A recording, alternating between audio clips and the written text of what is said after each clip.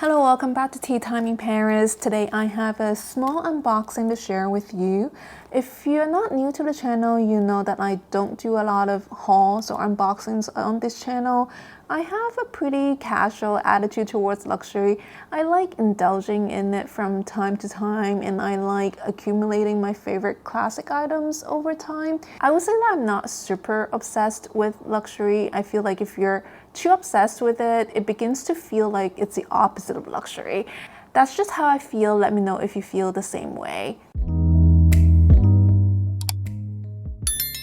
So one item I bought recently, which is actually an impulse purchase, is from a brand that I discovered last year called Ligne New York.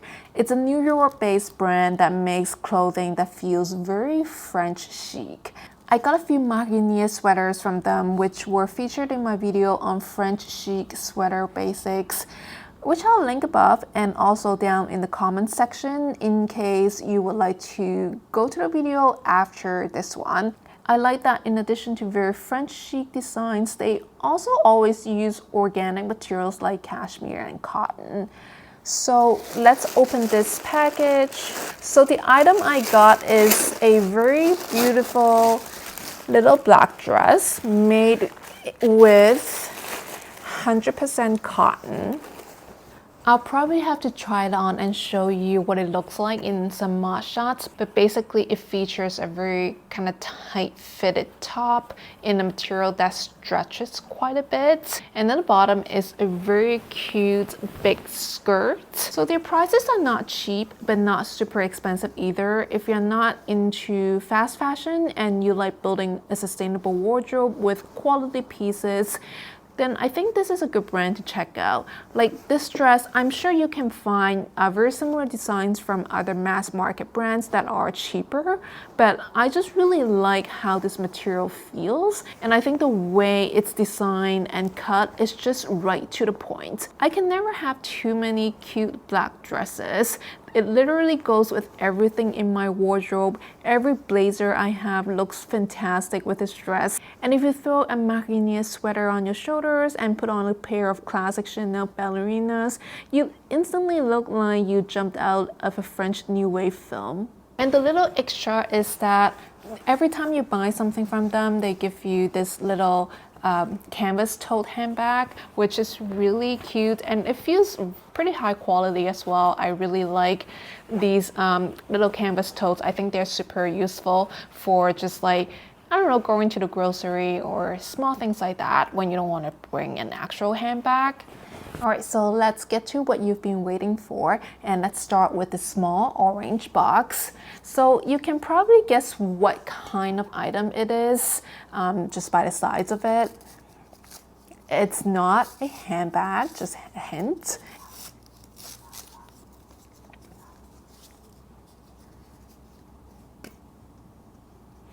Okay, so it is a Shandong ring in the 18-karat rose gold. I've wanted this piece for a very long time. It matches the earring studs that I literally wear every day since I got them like 2 years ago. So the cost per wear for my earring studs are literally down to almost $1 per day, which is fantastic. This is actually a very popular item because the price point is actually relatively low in the Hermès universe anyways, and the design is pretty unique. I've tried to buy this on a few separate occasions, but I was never able to find it in my size, and I also never really went out of my way to try to find it. Another reason why I haven't bought it for so long is that I moved from Paris to New York last year after having lived there for 5 years, and I've been on the fence about reestablishing a profile in New York. As you know, Hermès profiles don't carry across countries, and since I still traveled a lot to Paris, I thought it makes sense to just keep buying from the Paris boutique. And also, the New York store is super competitive. There are so many high spenders here, so I would imagine it's quite difficult to get a quota back here. But I've been hearing that the New York store actually gets many bags. They're one of the most highly stocked boutiques in the world, maybe after Paris. So your odds are actually not that low in getting a quota bag. However, I don't have any personal experience with the New York boutique, so if you're New York based and you have experience with the Hermès boutiques in New York, feel free to give me some advice on the Hermès journey in New York. There's also a third reason why I decided to establish a profile here, because I'll be grounded in New York for the next while, for a reason I'll share with you a bit later this year. So essentially that's why I thought I might as well start a profile here. So when I bought this ring, I found an SA to work with. He's been with the Hermès boutique for a very long time. I sent him my wish list, which I'm sure will take a long time to materialize. I only have one Hermès quota bag right now. It's the Birkin 30 in Barenia Faubourg leather from the Paris boutique. I would really like a second one this year. I really like my Birkin 30, even though when I went for the appointment, I actually asked for a Kelly bag first. Birkin was actually my second choice, although ever since I got the Birkin, I've been converted to Team Birkin, but I would still really like a Kelly. That's why I put down Kelly 25 or 28 as a top priority and Birkin 25 as a very close second. Even though I really like my Birkin 30, and it was actually my first choice at the time because they gave me a Birkin 25 to try on for sizing, and I actually thought the Birkin 25 looked way too small on me.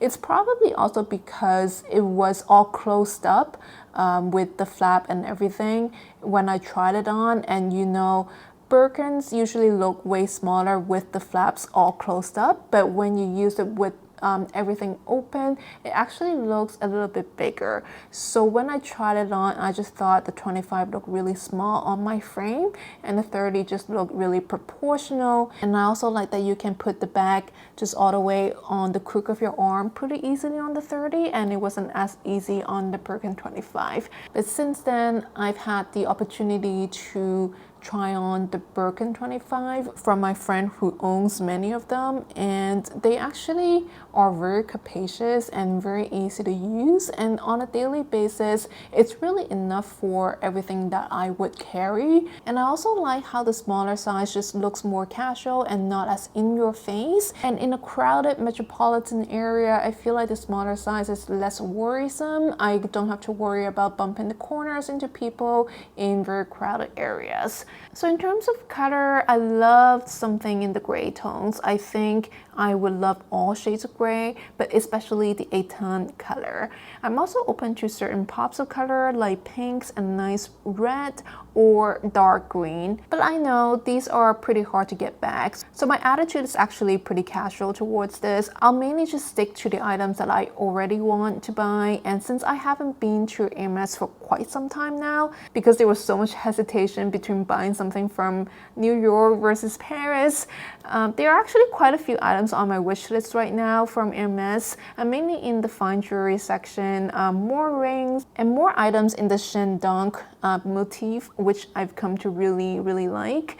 But these will be sort of dependent on size availability. They don't always have it in the store, so I'll see what I can get from time to time. And I can also use more Oran sandals.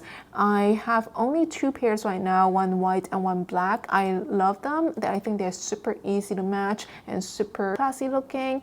I can use a pair in gold to match my Birkin 30. I would also like a matching teapot for the Hermès teacups that I have in red.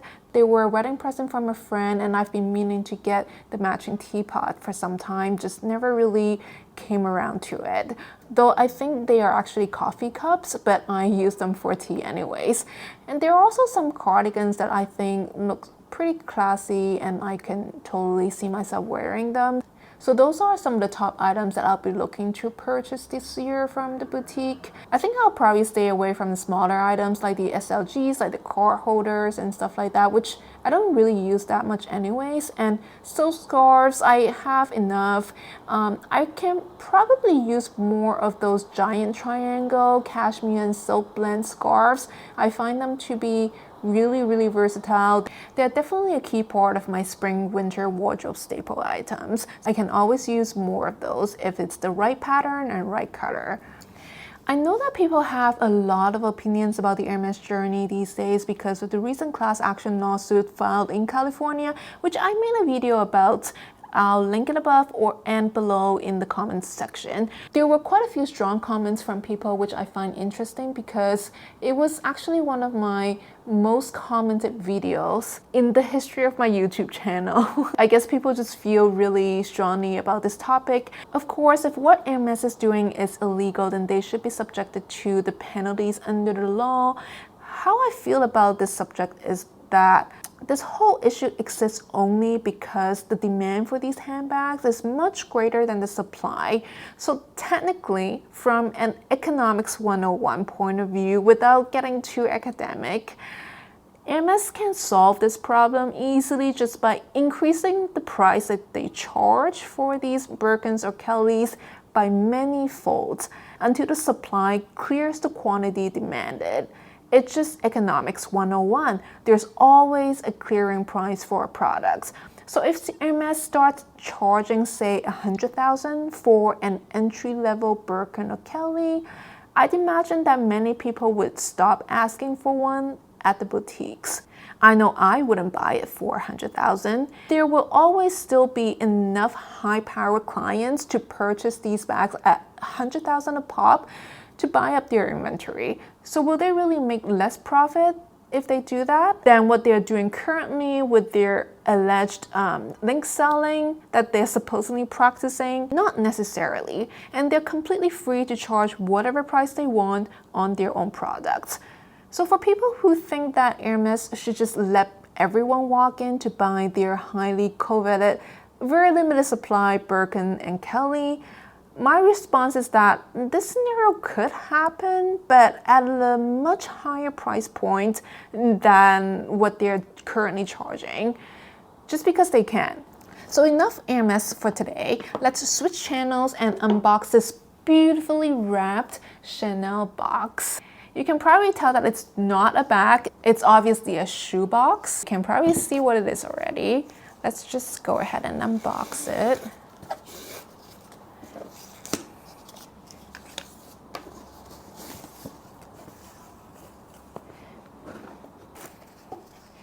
I love the camellias. I do have a soft spot for Chanel ballerinas and sling bags. They just really work for my feet. Still wrapped in tissue paper. Okay. Second one. Voila! So I love Chanel ballerinas. They just really work for me, but they are super delicate and I do really baby them when I wear them, but they really make me happy when I wear them.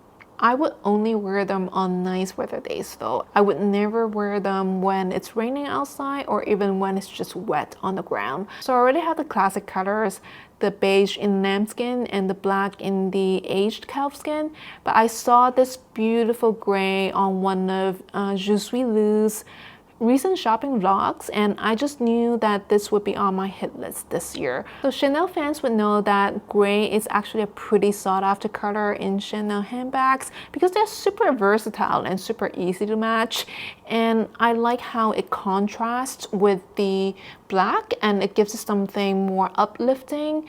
I like my all black ballerinas, but sometimes I feel like the fact that they are black throughout takes away from the Chanel iconic two-tone feature.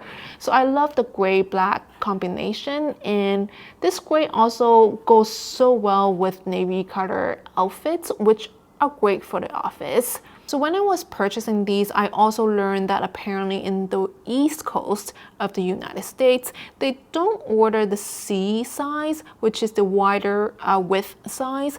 They do it in the West Coast, and they also do it in Paris, but not in the East Coast. It's a little perplexing that they just don't order them here. Like, do East Coast people have narrower feet? Like, how did they even come to that decision? It just baffles me. But the C size is actually not super different from the standard width, so I'm not too fussed about it.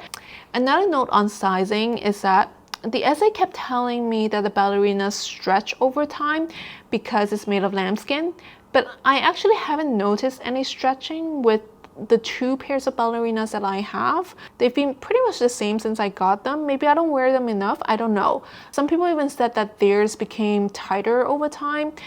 I don't know, what do you think? What's your experience with these ballerinas? I would really like to know if I need to size them up even more, given that they may be tight over time, because I do plan on keeping these for years and years to come.